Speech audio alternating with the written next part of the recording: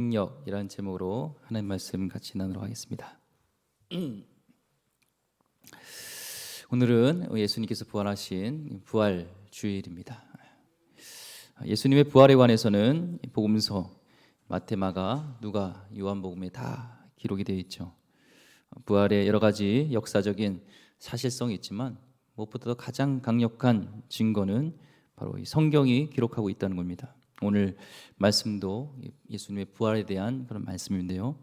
특별히 오늘 첫 예수님의 부활을 맞이하는 사람은 여인들이었습니다. 여인들이 향품을 들고 이제 예수님의 무덤으로 가는 것으로 이야기가 시작됩니다. 1절부터 2절 말씀 한번 보겠습니다. 안식일이 지남에 막달라 마리아와 야고보의 어머니 마리아와 또 살로메가 가서 예수께 바르기 위하여 향품을 사다 두었다가 안식 후 첫날 매우 일찍이 해돋을 때에 그 무덤으로 가며. 무덤을 찾은 자들의 특징은 여인들이었다는 겁니다. 여인들. 향품을 들고 예수님의 누인 곧 그 무덤 속에 시신 찾아갔는데 그 향품은 여러 가지 기능 중에 가장 중요한 기능은 부패를 방지하는 겁니다. 시신을 둘러쌌던 세마포 사이사이에 이 향품을 집어넣게 됩니다. 그러니까 지금 향품은 우리 생각하는 조금 한 방울 이런 향품이 아니라 굉장히 많은 그 세마포에 다 넣어야 되기 때문에 양이 많고 또 비싼 그런 것을 갖고 가는 것을 알 수가 있죠. 여인들의 그 중심을 알 수가 있습니다. 그러니까 사랑하는 거죠. 예수님의 죽은 후에도 예수님을 위해서 자신들이 할 수 있는 최선의 것을 하는 것을 볼 수가 있습니다. 중대 범죄자로 십자가형으로 죽은 예수, 그를 따르는 사람이라고 하면 그도 중범죄처럼 여기는 역적으로 몰리는 그런 위험한 상황 속에서도 이 여인들은 그런 위험에 아랑곳하지 않고 지금 주님을 위해서 최선을 다하는 것을 보게 됩니다. 그렇죠? 우리는 사랑한다면 그분을 위해서 최선을 다합니다.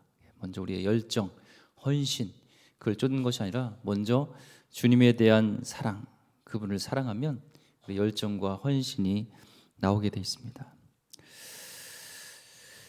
그렇습니다. 우리가 주님을 사랑한다면 우리는 주님을 위해 최선을 다합니다. 그렇죠? 오늘 그날에 이제 저희들이 찾아가는데 오늘 그날은 안식일이었습니다. 안식 후 첫날이었습니다. 안식 후 첫날.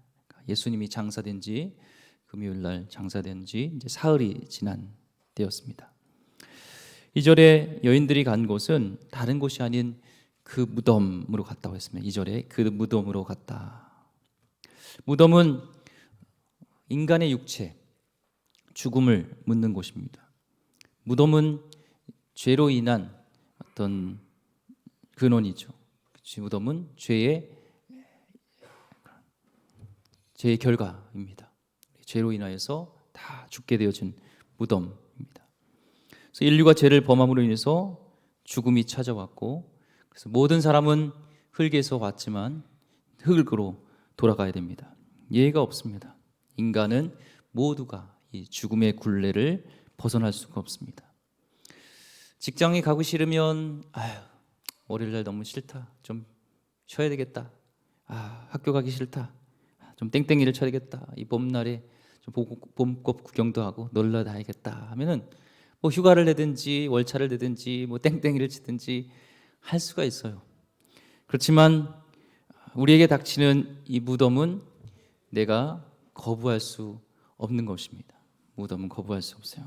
모든 인간의 최종 종착지는 바로 이 무덤입니다. 그러기에 저들이 무덤에 간 이유는 다름 아닌 그 무덤에서 찾는 것은 시신이죠. 죽은 시체를 찾으러 갔습니다. 팔레스타인 장례 문화를 보면요, 우리가 생각하는 그 무덤은 흙으로 되어 있는 그런 분묘 어떤 그런 곳이 아니라 동굴을 사용합니다. 자연 동굴을 사용해서 그곳에다가 시신을 안치시키고 시신이 썩으면 항아리에다가 그들의 어떤 뼈라든지 이런 것들을 이렇게 추스려서 이렇게 보관하고 또 그 시신이 이제 끝나면 다른 또 시신이 거기다 놓고 하죠. 예수님의 무덤은 한 번도 사람이 장사한 적이 없던 무덤, 새 무덤이라는 것은 그런 의미입니다. 어떻게 무덤을 또 쓸 수 있을까? 그럼 팔레스타인은 그 무덤을 재활용하게 됩니다. 그런데 이 동굴을 이제 큰 돌로 이렇게 막아 놓죠. 그래서 누구나 야생 짐승이라든지 어떤 것들이 사람이 함부로 들어갈 수 없고 또 나올 수도 없도록 이렇게 커다란 이렇게 동굴에다가 돌을 이렇게 막아 놓게 됩니다. 안으로 그 돌 때문에 사람이 함부로 들어갈 수 있는 것은 들어갈 수가 없었죠. 3절 서로 말하되 누가 우리를 위하여 무덤 문에서 돌을 굴려주려 하더니, 그래서 누군가 돌을 굴려 주어지만 무덤에 들어갈 수 있습니다. 여인들은 큰 돌을 옮길 수 없는데 어떻게 들어갈 수 있을까? 이 돌을 누가 치워줄까라는 질문을 갖고 나갑니다. 여인들의 질문이긴 하지만 사실 인류의 상태가 이 질문을 통해서 알려줍니다. 죄로 인해 죽음이 찾아왔고 누구나 마지막 갇히는 곳은 이 무덤인데, 이 무덤은 누가 무덤의 돌을 치워줄 수 있을까? 상징적으로 누가 무덤에서 우리를 구원할 수 있을까라는 의미가 될 수도 있겠죠. 근데 여인들이 그런 걱정 속에서 갔는데 놀라운 일이 일어났습니다. 4절 말씀, 눈을 들어본즉 벌써 돌이 굴려져 있는데 그 돌이 심히 크더라. 누군가에 의해서 그 무덤 속에 무덤을 막고 있었던 돌이 굴려서 옮겨진 거예요. 근데 성경에서는 심히 크더라 얘기를 하니까 뭐 자연적으로 옮긴다든지 한 사람이 옮긴다든지 어떤 인간이 한두 명이 옮길 수 있는 그런 것도 아니고 여인들이 옮길 수 있는 것도 아닌, 이거는 뭔가 큰 일이 일어났다는 것을 알게 되죠. 우리는 그 돌을 옮긴 자가 바로 우리 성경 통해서 알 수 있는 예수님, 하나님의 권능으로 그 돌이 옮겨진 것을 우리는 알고 있습니다. 예수님만이 여인들이 질문했던 것처럼 이 무덤의 돌을 누가 치울 수 있을까? 누가 옮길 수 있을까? 그 인류의 질문을 우리 예수님은 무덤의 돌을 치우셨습니다. 공생애 때도 예수님은 돌 무덤을 치운 적이 있죠. 바로 죽은 지 나흘이나 돼서 이미 썩어서 냄새가 나는 그 나사로의 무덤 문을 여시고 나사로야 나와라 말씀하셨을 때 그가 직접 나오게 하셨던 하나님의 역사가 있습니다. 그렇습니다. 무덤의 돌문을 여실 수 있고 옮길 수 있는 분은 오직 한 분, 오직 예수 그리스도인 줄 믿습니다. 그분은 무덤에 있지 않으셨습니다. 무덤은 그분을 가둘 수 없습니다. 어떤 사망도 죽음도 생명의 근원이신 우리 주님과 함께 있으면 그것은 소멸되는 것처럼 사망도 권세도 우리 주님을 가둘 수가 없었습니다. 가져간 향품은 이제 더 이상 의미가 없게 되죠. 죽은 자를 위한 향품은 필요 없게 됐습니다. 그 여인들은 돌무덤이 열려지고 그곳을 봤을 때 깜짝 놀랐습니다. 5절 무덤에 들어가서 흰 옷을 입은 한 청년이 우편에 앉은 것을 보고 놀라매. 그곳을 가니까 예수는 없고 한 청년이 있는 겁니다. 다른 복음서에 보면 예수님의 세마포가 이게 객해져 있다라고 기록하고 있습니다. 그럼에도 여인들은 지금 계속 누굴 찾냐면 예수님을 찾고 있습니다. 저들이 찾는 예수님은 부활하신 예수님이었을까요?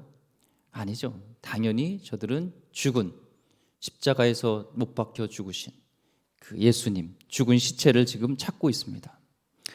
무덤에 간 여인들은 예수님을 사랑했고 예수님을 따랐지만 저희들은 믿음은 당연히 예수님이 죽었는데 부활하셨다는 것은 믿을 수가 없었습니다. 상상도 하지 못했습니다.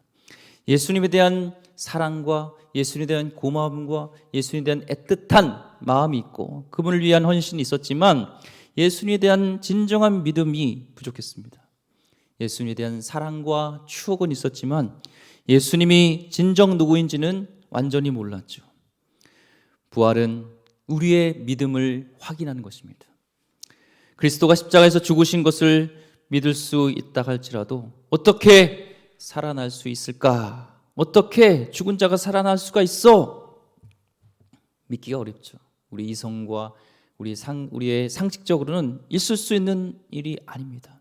지금 이 여인들의 믿음의 현주소는 거기까지입니다. 예수님이 좋으셨고 우리를 위하여서 희생하셨고 우리에게 큰 사랑을 주셨지만 그분이 죽으시고 다시 말씀대로 부활하실 수 있다는 것은 믿지 못했습니다. 그곳에 흰 옷을 입은 청년이 앉아 있었습니다. 저들은 예수님의 시신에 초점을 맞춰서 그 예수님의 시신을 찾고 있었습니다. 오늘 말씀에 또 마리아도 부활하신 예수님을 만났지만 알아보지 못합니다. 부활체이기에, 다른 몸이기에 그럴 수 있다 하지만 저들의 의식 속에는, 여인들의 의식 속에서는 부활하신 예수님이 아닌 상상조차 할 수 없었고 죽은 예수, 시체 예수만 찾고 있었습니다. 예수님이 그녀의 이름을 불렀지만 그는 동산직인 줄 착각했고요. 예수님을 기대하는 것이 부활의 예수님이 아니었습니다. 우린 성경을 통해서 부활의 많은 증거들을 알게 됩니다. 오늘날에도 부활의 증거는 많이 있습니다. 대표적인 것이 예수님의 무덤은, 오늘 말씀이 사실이라는 것은 예수님 무덤이 오늘날까지도 없다는 거예요. 2000년 동안 예수님 무덤이 없다는 겁니다. 인간의 본능은 이 창시자가 죽으면 창시자를 높이고 그를 통해서 그가 따르는 자신의 제자들도 자신의 이름이 높여지고 자신들이 더 위대하다는 것을 보이기 위해서 무덤을 크게 만듭니다. 진시황이라든지 문선명도 저 북한에 큰 무덤이 있어요. 석가, 공자, 많은 무덤들이 크게 있습니다. 그래서 사람들이 참배하고 기념하고 그를 기리게 하죠. 예수님은 인간의 본능적인 큰 무덤을 만들지 못했어요. 지금까지도. 왜요? 오늘 말씀이 사실이기 때문에, 예수님은 부활하셨기 때문에, 그 무덤은 텅 비어 있었기 때문에 예수님의 무덤은 오늘날까지도 없습니다. 믿음은 그래서 하나님의 은혜예요. 내가 믿는다 믿어지는 것이 아니온 성령님이 임하셔서 이 시간에 함께 하셔야지, 우리의 눈이 영안이 떠져야지 예수님의 부활이 믿어지지, 아무리 예수님을 쫓았던, 함께했던, 예수님 말씀하셨던 그것을 들었던 여인들이었지만 예수님의 부활에선 상상도 못하고 죽은 시신 예수님을 찾고 있습니다. 사도행전에 성령님이 임하셨을 때, 그때서야 저들의 부활의 증인이 됐어요. 그 전까지는 숨어서 이렇게 지내던 제자들이요, 이제 성령이 임하시고 권능을 받았을 때 예수님이 부활하심이 믿어지고 확신 속에서 이제는 이 예수님을 부활을 증거할 수 없음을 저들은 알고 밖에 나가서 목숨을 내걸고 예수님이 부활하셨다는 것을 증거하게 됐습니다. 성령의 권능이 임할 때 우린 부활이 100% 믿어지게 되고 우리 삶이 부활의 삶으로 이어지게 되는 줄 믿습니다. 오늘도 성령께서 각 심령에 함께 하셔서 이 말씀에 나에게 믿어져서 죽은 시신의 예수님을 찾는 것이 아니라 부활하신 예수님을 찾고 그분을 증거하는 거룩한 삶 되기를 소망합니다. 6절 말씀, 청년이 이르되 놀라지 말라, 너희가 십자가에 못 박히신 나사렛 예수를 찾는구나. 그가 살아나셨고 여기 계시지 아니하니라. 보라, 그를 두었던 곳이니라. 천사가 전하여 준 소식은 간단합니다. 그는 살아나다. 그는 살아나셨다. 그러기에 그는 지금 여기 있지 않다. 무덤에 있지 않다. 당시 여인들은요, 어떤 법적인 증거로 채택되지 못했어요. 증인이 될 수가 없었습니다. 여인이 말한 것이 사실일지라도 그는 법정에서 증인으로 채택될 수가 없었어요. 그런데 예수님의 부활, 그의 첫 증인이 남자가 아닌 여인이었습니다. 만약에 이 마가가 예수님의 부활을 속이려고 했다면 첫 예수님의 부활의 증인은 여인이 되면 안 돼요. 법적으로 이거는 채택이 될 수가 없습니다. 이해되지 않습니다. 그렇지만 부활이 사실이기에 복음서는 그게 유리한지 불리한지 따지지 않아요. 예수님의 무덤의 첫 증인은 여인들이었기 때문에 성경은 가감없이 그대로 여인을 부활의 증인으로 말하고 있습니다. 그리스도의 부활이 사실이 아니면 기독교의 역사 속에서요, 이것은 최대의 사기극이죠.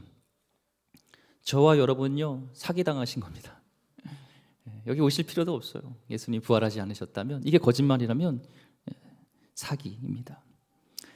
하지만 인류 역사의 부활이 사실이라면, 이 말씀이 사실이라면, 이 여인들이 목격한 그 광경이 사실이었다면 이것은 우리 인류에게, 저와 여러분에게 최고의 굿뉴스입니다.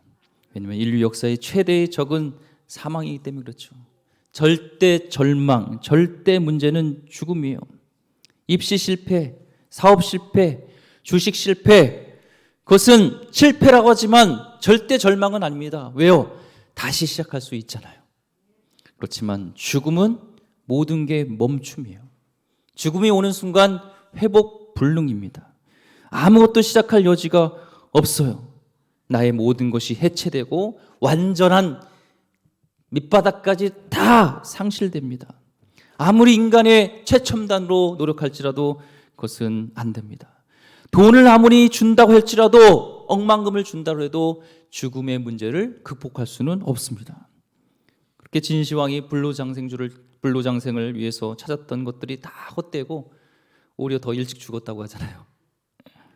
오직 하나님만이 절대 절망의 문제인 죽음을 해결하실 수 있습니다.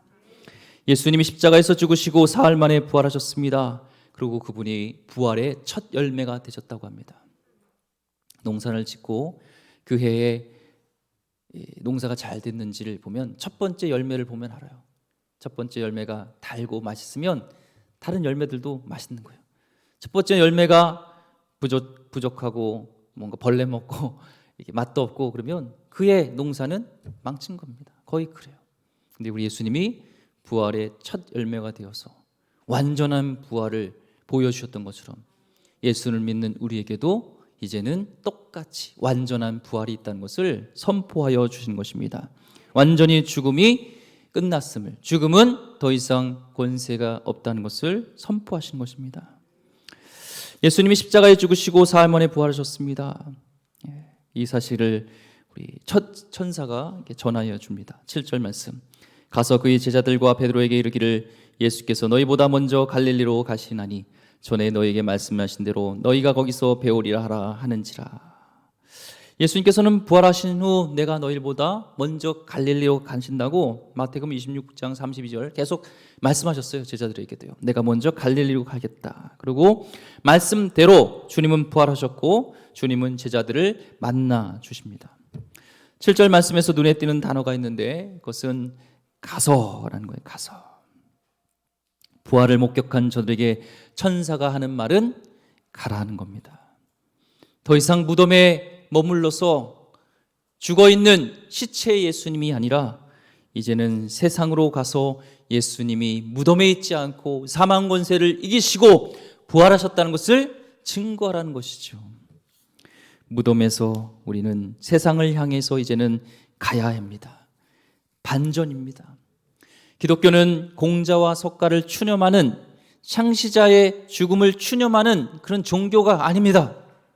죽음에서 살아나신 그 예수 그리스도가 기독교의 중심이며 그분이 살아나심을 증거하는 것이 우리의 사명입니다. 부활의 소식을 가지고 세상으로 가야 된다는 겁니다. 왜요? 이것보다 기쁜 소식이 없기 때문에 그렇죠. 이것보다 기쁜 소식이 없어요. 사망 권세를 이겼다. 세상의 어떤 진리가, 세상의 어떤 종교가 이 기쁜 소식을 알려줄 수 있겠습니까? 그래서 신약의 교회는요, 이 십자가와 부활을 믿고 따르고 전하는 자들의 공동체가 바로 교회입니다. 우리도 마찬가지요. 우리는 무엇을 따릅니까? 예수님의 십자가와 부활을 따릅니다. 그리스도의 부활이 없었다면 신약의 교회는 탄생이 불가능하고 우리 교회도 존재가 불가능한 거죠. 사도행전의 공동체, 그들은 입만 열면 예수님의 부활하셨음을 증거했고 감옥에 갔을 때도, 또한 사자밥이 될 때도, 끔찍한 처형을 당할 때도 그는 그것을 받아들이면서 예수님의 부활을 믿고 예수님의 부활을 증거했던 그런 자들이었습니다. 사도행전 2장 32절 말씀에 이 예수를 하나님이 살리신지라 우리가 다 일의 증인이로다. 아멘. 사도 바울이 그 부활하신 예수님을 만나고 그의 인생이 바뀌었습니다. 자기가 믿고 따르던, 자기가 귀하게 여겼던 것을 다 배설물로 여기고 이제는 그 부활하신 주님을 증거하는 일에 자기의 평생을 헌신하게 됩니다. 초대교회는 이 부활을 위하여서, 부활을 증거하기 위해서, 부활을 전하기 위해서요, 순교의 역사였습니다. 그러나 시들지 않고 이 복음은 계속 확장되었고, 그 확장된 힘은 멈추지 않고 계속 확장돼서 이 머나먼 땅, 이 조선에까지, 이 대한민국까지 그 복음이 오게 된 것은, 그 힘은 바로 부활하신 예수님으로부터 기원한 것입니다. 부활의 예수를 믿고 증거한다는 것은 그냥 단순히 죽었다 살아났다는 것을 증거하는 것이 아닙니다. 우리의 일상의 삶에 우리는 적용해야 됩니다. 우리 일상의 삶이 이제는 절망이 아니요 소망이요, 우리의 삶은 부활로 이어진다는 것입니다. 이제는 이 부활의 기쁨을 억누를 수 없습니다. 나의 환경이 짓누르고 힘들게 하는 것들이 많이 있죠. 저 역시 다 있습니다. 그런데 이 부활을 생각할 때, 예수님 부활하셨던 것을 진심으로 믿어질 때, 우리 가운데는 절망이 사라지고 그 부활의 기쁨을 억누를 수 없게 된다는 거예요. 우리의 삶을 통하여 부활을 입증해야 됩니다. 부활을 믿는 자들은 삶이 다릅니다. 부활은 과거의 사건으로 끝나는 것도 아니요, 또한 머나먼 미래에 막연하게 주어지는 것도 아니요, 바로 오늘 이 시간, 이 순간 우리는 부활을 믿으며 부활의 삶을 사는 겁니다. 엠마오로 가는 두 제자는요, 근심에 쌓여 있었어요. 그럴만 하죠. 주님을 따랐는데 주님이 죽었어요. 주님의 죽음은 절망이었습니다. 죽음은 절대 절망이었습니다. 두 제자는 예수님을 따라다녔습니다. 그러나 예수님이 힘없이 붙잡히시고 십자가에서 죽으셨을 때 저들의 믿음도 죽었습니다. 엠마오로 가는 두 제자는 예수님이 동행한데도 알아보지 못했어요. 부활체의 시기에 다르게 볼 수도 있으나 그의 목소리를 듣고 그러면 분명히 주님인 것을 알아야 되는데 알지 못합니다. 영안이 잠들어 있었어요. 절망은 우리를 그렇게 진실을 보지 못하게 됩니다. 그렇게 우리를 암울하게 만듭니다. 그래서 11절 오늘 말씀도 그들은 예수께서 살아나셨다는 것과 마리아에게 보이셨다는 것을 듣고도 믿지 아니하니라. 제자들은 예수님이 살아나셨다는 소식을 듣고도 믿지 아니하셨어요. 영안이 잠들었어요. 절망에 사로잡혀 있습니다. 부활하신 예수님께서 찾아와서 말씀을 풀어주실 때 그때 저들의 마음이 뜨거워지면서 눈이 열리고 예수님이 부활하셨음을 비로소 보게 됩니다. 그리고 근심이 사라지고 근심으로 가던 저들이 이제는 다시 예루살렘으로 돌아가게 됩니다. 제자들은 부활의 일상을 이렇게 시작합니다. 부활의 일상은 매일매일 부활을 경험하며 누리는 것이에요. 이 세상은 여전히요, 죄송합니다. 이 세상은 여전히 사망 권세가 왕노릇하고 있습니다. 우리에게 이 엠마오로 가던 두 제자처럼 절망을 우리에게 주고 절망을 노래하게 하고 절망 속에서 우리는 헤어나지 못하게 하는 것이 이 세상입니다. 세상 언론을 보세요. 상황을 보세요. 절망이고 실망이고 근심입니다. 우리는 이 부활을 일상에서 누리지 못하면요, 사망에 짓눌려 있게 됩니다. 죽음의 기운이 지구촌 전체를 감싸고 있는 것처럼 죽음은 여전히 왕 중의 왕입니다. 그 권세는 누구도 꺾지 못합니다. 이 사망의 권세가 그림자가 들이오면 입맛도 사라지고 밥맛도 사라지고 그렇게 좋아하던 간식 맛도 다 떨어집니다. 그러나 부활의 믿음은 우리에게 새로운 생명을 공급해 줍니다. 그렇지 않으면 사망의 권세가 또 우리를 계속 공격하게 됩니다. 이 부활을 감격하고 벅찬 감격을 나누는 공동체, 그래서 신약의 공동체는요, 경건함과 항상 축제였어요. 예수님의 부활을. 그래서 안식일에 저들이 모였던 이제 교회가 오랫동안 같이 안식일에도 모이고 주일 예수님 부활하신 날도 모이다가 이제는 완전히 안식일이 아닌 주일에 예수님이 부활하신 것이 그렇게 중요하기 때문에 그날을 축제로 주님을 예배하는 날로 모이게 됐습니다. 세상은 우울하지만 부활신앙은 죽음의 저주를 건져내셨기 때문에 우리는 밝고 늘 기쁩니다. 부활을 기대하기 때문에 장례식이 있어도 그때 노래합니다. 예전에 소강성 목사님이 예수 믿기 전에 항상 이렇게, 그때는 예수 믿기 전에 이제 그 장례 이런 거 장성곡하고 그러면 그런 것들 앞에 서서 했었는데, 꼭 기독교가 이 장례할 때 하면은 멸치국을 그렇게 찾더라는 거예요. 멸치국. 그래서 멸치국이 뭔가 할까?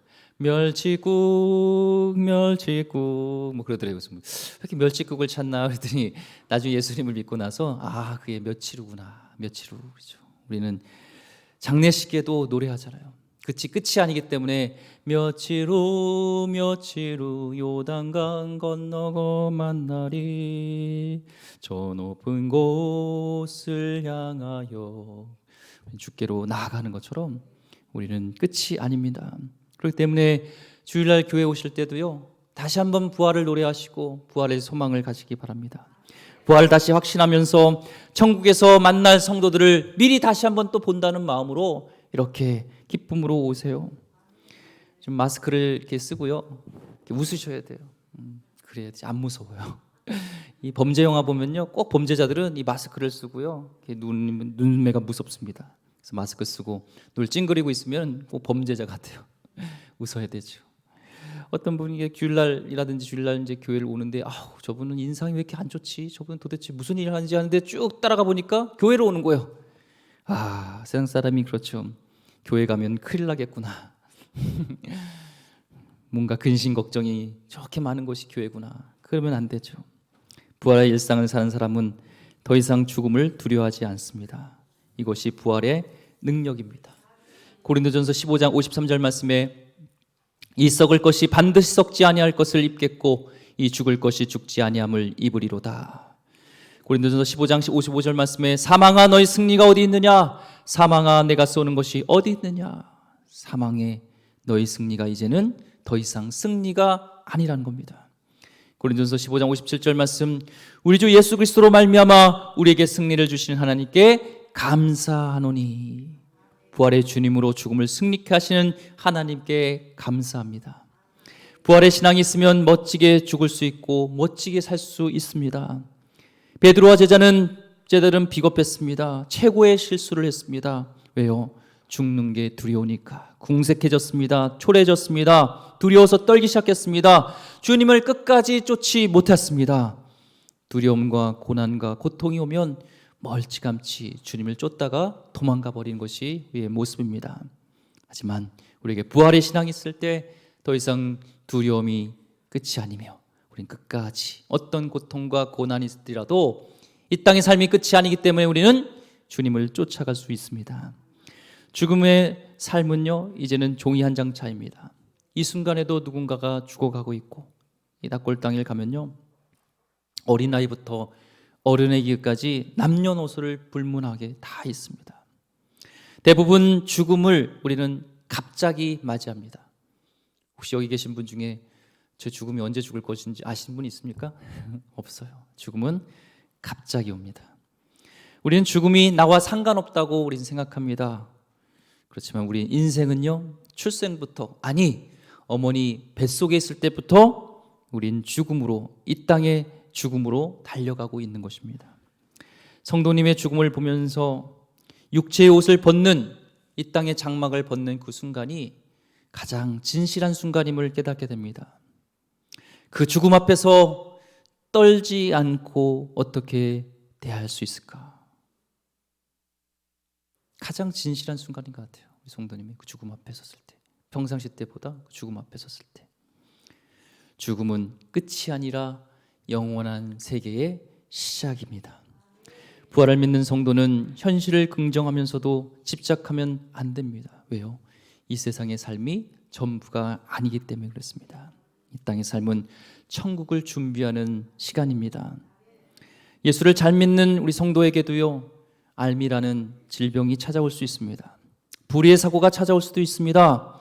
우리의 시선을 이 세상에만 두면 그런 문제들을, 그런 이해할 수 없는 일들을 우리는 그 답을 얻기가 어렵습니다. 그렇지만 부활신앙은 이 땅에서 결론을 다 맺지 않습니다. 어떤 희망하던 것이 이 땅에서 무너질지라도 우리는 낙심하지 않습니다. 왜요? 부활의 신앙이 있기 때문에 그렇습니다. 육체적 죽음은 다 옵니다. 누구나 다 옵니다. 이 땅만 보면 그 죽음은 너무나 허망하며 그 죽음은 너무나 슬픕니다. 마치 벚꽃이 아름답게 피었잖아요. 한순간 벚꽃이 다 져버리잖아요. 마치 그렇게 피었다가 한순간에 져버리는 벚꽃과 같이 우리 인생은 그렇게 짧게 느낍니다. 이것만 생각하면 우리 인생은 비극입니다. 절망입니다. 이 목회자의 특권이면서도 의미인 것은 임종 직전에 성도님을 만날 수 있다는 거예요. 임종 직전에 만날 수 있다는 겁니다. 가족들은 참 참담해하죠. 마지막을 보내는 그 순간은 참담합니다. 목회자로서 한 인간으로서 간절한 소망은 기도했을 때 그때 벌떡 일어났으면 하는 것이 소망입니다. 좋겠습니다. 그렇지만 한 가지 확실한 것은 성도의 죽음은 하나님이 귀하게 보신다고 성경에 기록하고 있습니다. 왜요? 그것은 끝이 아니고 실패가 아니기 때문에 그렇습니다.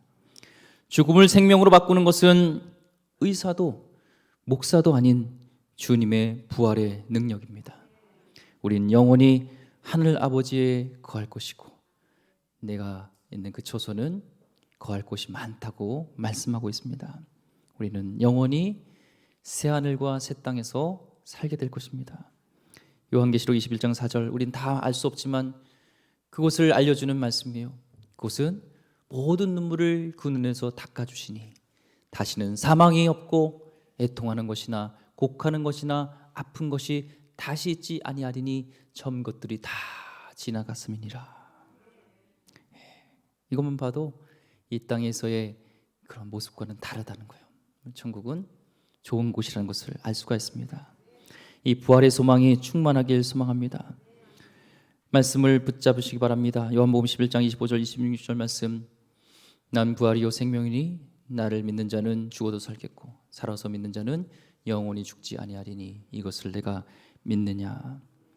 지상에서는 결론을 내지 못하는 많은 문제들이, 여러분의 질문들이 저 하늘에서는 분명히 결론이 날 것입니다. 그러기에 우리는 결론을 알기에, 저 천국을 알기에 일상의 삶 속에서 부활신앙으로 살며 또한 부활이요 생명이신 주님을 기뻐하며 어떤 절망 속에서도 다시 일어나며 부활을 노래하는 것이 아니라 사망을 노래하는 것이 아니라 부활을 노래하며 그 주님을 증거하며 부활하신 주님을 같이 누리는 하나님의 거룩한 백성 되기를 주의 이름으로 축원드립니다. 기도하겠습니다. 하나님, 이 부활의 능력이 오늘 이 시간에 성령께서 함께해 주셔서 우리 가운데 믿어지게 하여 주시옵소서. 하나님, 과거에 있었던 부활과 또 앞으로의 막연한 미래의 부활이 아닌 오늘 이 순간의 부활을 우리가 경험하며 살게 하여 주시옵소서.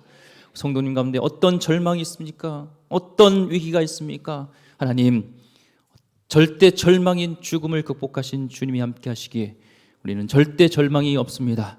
우리에겐 더 이상 우리는 무덤에 머물러 있지 않습니다. 영원한 천국이 있습니다. 이 땅에서 또 다시 일어나게 됩니다. 주님 붙들고 승리하는 부활의 소망으로 살아가는 거룩한 백성 되게 하여 주시옵소서. 귀하신 예수 그리스도 이름으로 기도드립니다. 아멘.